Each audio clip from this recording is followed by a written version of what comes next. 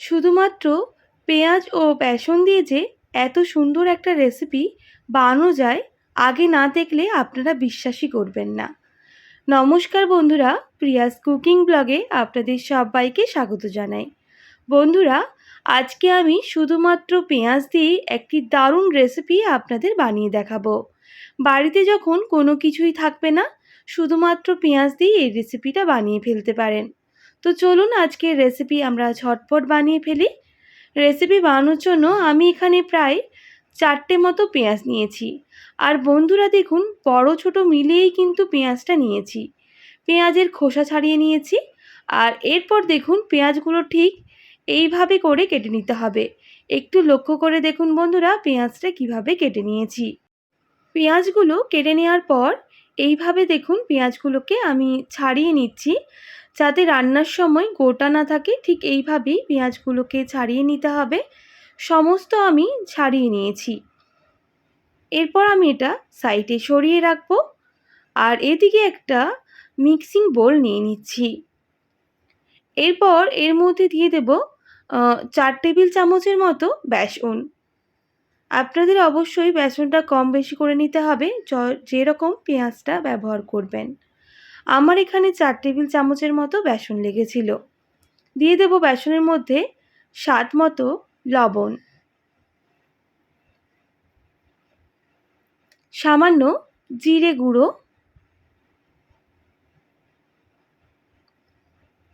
সামান্য পরিমাপ ধনে গুঁড়ো, কালারের জন্য সামান্য কাশ্মীরি লঙ্কার গুঁড়ো, সামান্য কসুরি মেথি।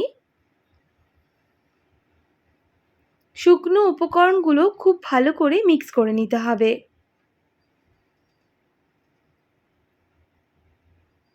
মিক্স করে নেওয়ার পর অল্প অল্প জল দিয়ে একটা ব্যাটার তৈরি করে নিতে হবে।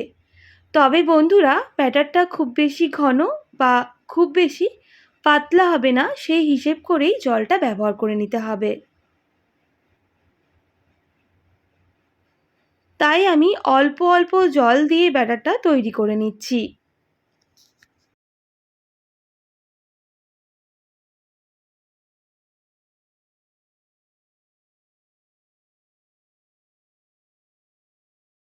বন্ধুরা, ব্যাটারটা তৈরি করে নিয়েছি। খুব বেশি ঘন বা খুব বেশি পাতলা করিনি। ঠিক এইভাবেই ব্যাটারটা তৈরি করে নিতে হবে। এবার পেঁয়াজগুলো ওই বেসনের ব্যাটারে দিয়ে দিতে হবে। আর খুব ভালো করে এই বেসনের সাথে পেঁয়াজগুলো মিক্স করে নিতে হবে।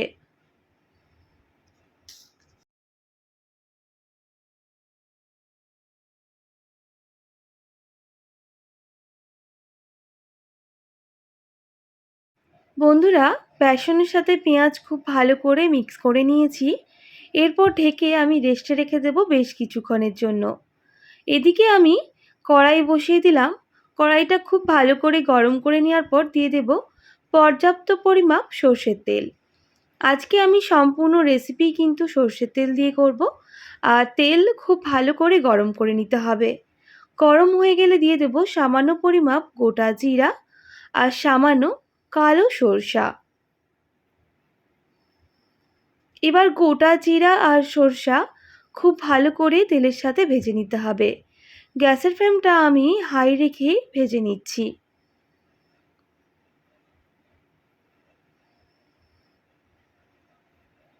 দেখুন বন্ধুরা, জিরা আর সরষা খুব ভালো করে ভেজে নিয়েছি। এরপর দিয়ে দেব পেঁয়াজ কুচি। একদম মিহি মিহি করে পেঁয়াজগুলো কেটে নিয়েছি, সেই পেঁয়াজগুলো অ্যাড করছি। আমি কিন্তু পেঁয়াজগুলো কেটে নেওয়ার পর চপারে চপ করে নিয়েছি। আপনারা চাইলে হাত দিয়ে একদম ছোট ছোট করে কুচিয়ে নিতে হবে। এবার পেঁয়াজগুলোকে বেশ লাল লাল করে প্রথমে ভেজে নেব। তাই গ্যাসের ফ্লেমটা লো টু মিডিয়ামে রেখেই পেঁয়াজগুলো বেশ কিছুক্ষণ ভেজে নিচ্ছি।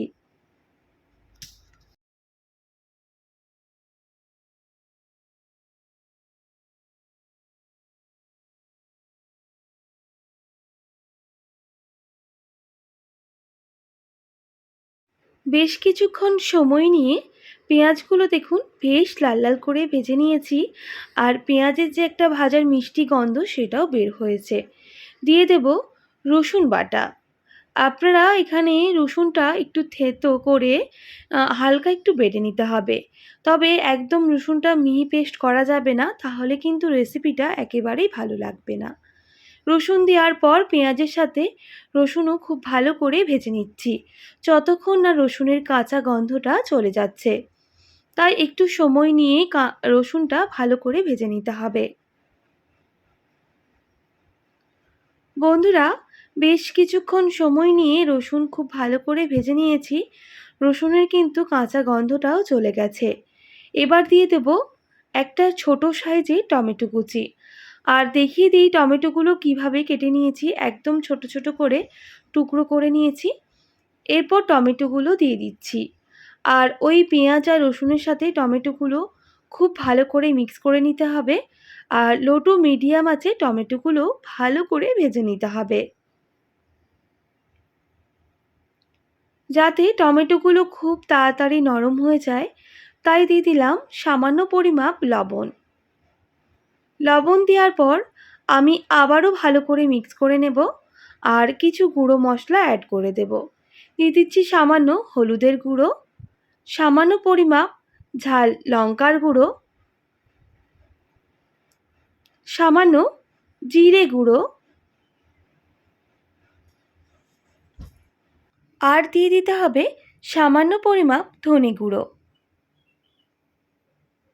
বন্ধুরা, গ্যাসের ফ্লেমটা মিডিয়ামে রেখেই গুঁড়ো মশলাগুলো অ্যাড করেছি। এবার ওই পেঁয়াজ আর রসুনের সাথে গুঁড়ো মশলাগুলো মিক্স করে নিচ্ছি। যেহেতু গ্যাসের ফ্লেমটা লো টু মিডিয়ামে রেখেই আমি গুঁড়ো মশলাগুলো অ্যাড করেছি, তাই আমি একটু মশলার সাথে ওই গুঁড়ো মশলাগুলো ভেজে নিচ্ছি। বেশ কিছুক্ষণ ভেজে নেওয়ার পর আমি অল্প একটু জল অ্যাড করব, যাতে মশলাটা খুব ভালো করে কষানো হয়। আর এদিকে জল অ্যাড করার পর আমি গ্যাসের ফ্লেমটা হাই করে মশলার সাথে জল খুব ভালো করে মিক্স করে নিচ্ছি।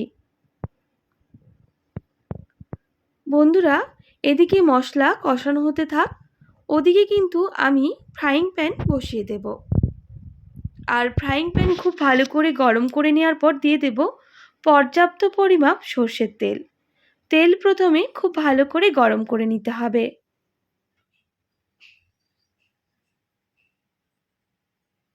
আর তেল গরম হয়ে গেলে মিশিয়ে রাখা বেসনের সাথে পেঁয়াজ যে ম্যারিনেট করে রেখেছিলাম, সেই বেসনের সাথে পেঁয়াজ দিয়ে দিতে হবে।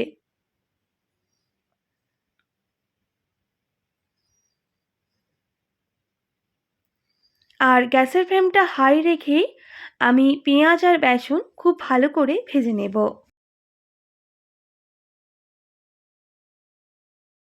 বন্ধুরা, গ্যাসের ফ্লেমটা হাই রেখেই আমি একদিকটা ভেজে নিয়েছি, আরেক দিকটা দেখুন এইভাবে উল্টে দিচ্ছি। এইভাবেই কিন্তু পেঁয়াজগুলো একটু সময় নিয়ে ভেজে নিতে হবে। তবে অবশ্যই গ্যাসের ফ্লেমটা হাই রেখেই ভেজে নেব।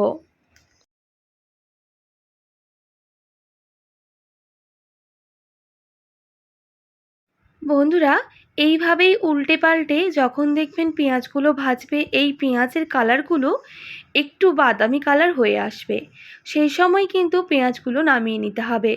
তাই আমি উল্টে পাল্টে বেশ নাড়াচাড়া করে নিয়ে আমি খুব ভালো করে পেঁয়াজগুলোকে ভেজে নিচ্ছি।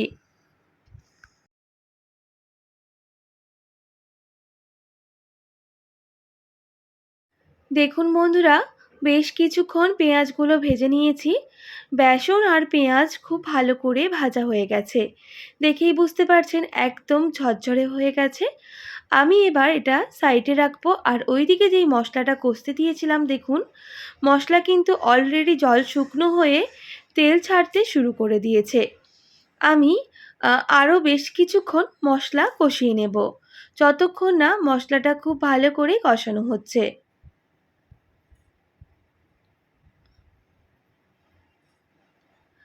দেখুন বন্ধুরা, বেশ কিছুক্ষণ মশলা কষিয়ে নেওয়ার পর মশলার যে এক্সট্রা জল সেটা শুকনো হয়ে গেছে, আর তেল ছাড়াও শুরু করে দিয়েছে।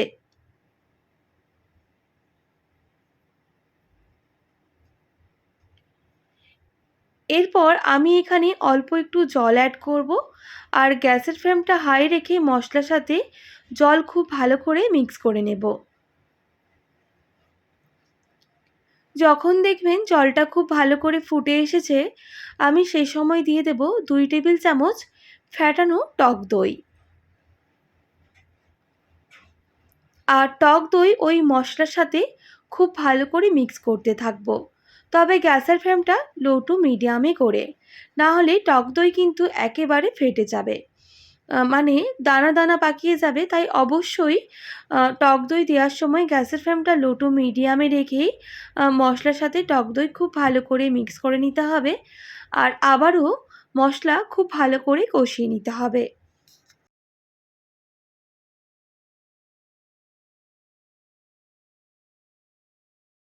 টক দই দেওয়ার পর আমি বেশ কিছুক্ষণ মশলা কষিয়ে নিয়েছি। এবার দিয়ে দেব সামান্য পরিমাপ ধনেপাতা কুচি। ধনেপাতা কুচি দেওয়ার পর আবারও মশলার সাথে মিক্স করে নিতে হবে, আর গ্যাসের ফ্লেমটা লো টু মিডিয়ামে রেখেই মশলা আরও ভালো করে কষিয়ে নিতে হবে, যতক্ষণ না মশলা কমে এসে মশলার একটা মিষ্টি গন্ধ বের হচ্ছে ততক্ষণ পর্যন্তই কিন্তু মশলা কষতে থাকবো। দেখুন, আ মশলা কিন্তু অনেকটাই কমে এসেছে, আর ধনেপাতাও মশলার সাথে খুব ভালো করে কষানো হয়ে গেছে। এবার ভেজে রাখা পেঁয়াজ কুচি দিয়ে দিতে হবে। মানে ওই পেঁয়াজের সাথে বেসনগুলো যে ভেজে রেখেছিলাম সেটাই অ্যাড করে দিলাম। এবার গ্যাসের ফ্লেমটা লো টু মিডিয়ামে রেখে খুব ভালো করে মিক্স করব, আর মানে রান্না করে নিতে হবে বেশ কিছুক্ষণের জন্য। এখানে আমি কোনো রকম জলের ব্যবহার করব না, তাই গ্যাসের ফ্লেমটা মিডিয়াম রেখেই রান্নাটা ভালো করে করে নিতে হবে। কথা দিচ্ছি, বাড়িতে যখন কোনো কিছুই থাকবে না, এই পেঁয়াজ দিয়ে এই রেসিপিটা একবার বানিয়ে দেখুন, আঙুল চাটতে থাকবেন, আর একটার জায়গায় 4-5টা রুটি খেয়ে নেবেন। এতটাই টেস্টি হয় এই পেঁয়াজের রেসিপি। দেখুন বন্ধুরা, বেশ কিছুক্ষণ রান্না করে নেওয়ার জন্যই এই বেসন আর পেঁয়াজ খুব ভালো করে এর সাথেই নরম হয়ে গেছে, আর মশলা খুব ভালো করে মিক্সও হয়ে গেছে। আরও বেশ কিছুক্ষণ রান্না করে নিলেই পেঁয়াজগুলো একেবারেই নরম হয়ে রান্নাটা দুর্দান্ত হয়ে যাবে। আমি বেশ কিছুটা পরিমাপ গরম মশলা অ্যাড করছি। আপনাদের যদি গরম মশলাটা অপছন্দ হয়ে থাকে সেক্ষেত্রে স্কিপ করতে পারেন, কোনো রকম অসুবিধে নেই। গরম মশলা দেওয়ার পর আবারও ভালো করে মিক্স করে নিচ্ছি, আর বেশ কিছুক্ষণ এইভাবেই রান্না করে নিচ্ছি।